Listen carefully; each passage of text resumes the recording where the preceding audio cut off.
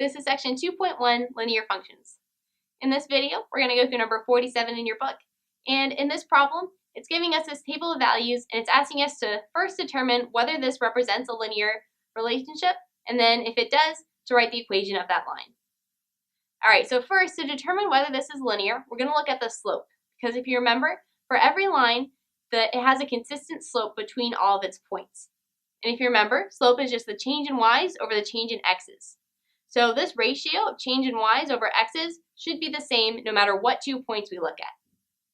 So looking at this table to determine whether it's linear, first I'm going to compare the slope between all the points. So I have for my change in y's down here from 5 to negative 10, that's a change of y of negative 15. And up here, my change in x's from 0 to 5 is just a change of positive 5. So that means that my slope is negative 15 over positive 5, which will give me negative 3. Alright, so if this relationship is linear, that means that all the other slopes that I test should give me negative 3. If they don't, that means that I don't have a linear relationship. So moving on to the next set of points, I have from 5 to 10, that's another delta x of 5. And from negative 10 to negative 25, that's another change in y of negative 15. So I see if I were to divide negative 15 by 5 again, I would get negative 3. So far this is checking out as a linear relationship. But let's go ahead and check the last point. From 10 to 15, that's a change in x of 5. And from negative 25 to negative 40, that's another change in y of negative 15. So I could go ahead and divide these again, but I'll get negative 15 over 5, which will give me negative 3 as my slope.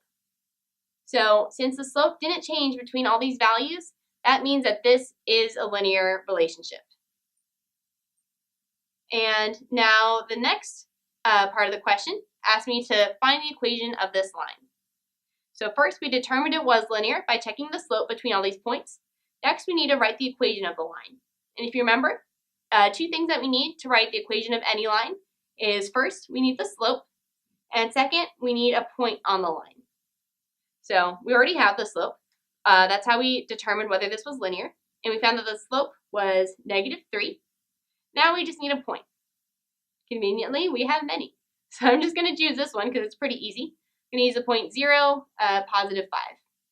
And now I can just plug this into the equation of the line and be done. So I'm going to use the point slope form, which is y minus y1 equals m times x minus x1, where y1 and x1 are my points, and m is my slope.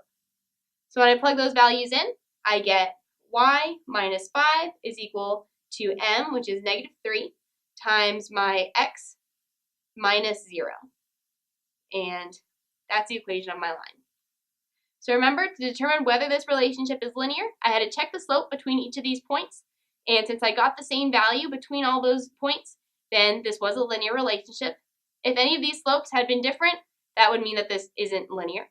But since it was, I went ahead and wrote the equation of my line. And to do that, I needed two things, a slope and a point. And once I had those things, I just plugged them into the equation of my line and was done. The concepts covered in this video are true no matter what pre-cal class you're in, but in case you're interested, all the problems referenced in this book came from this lovely book right here.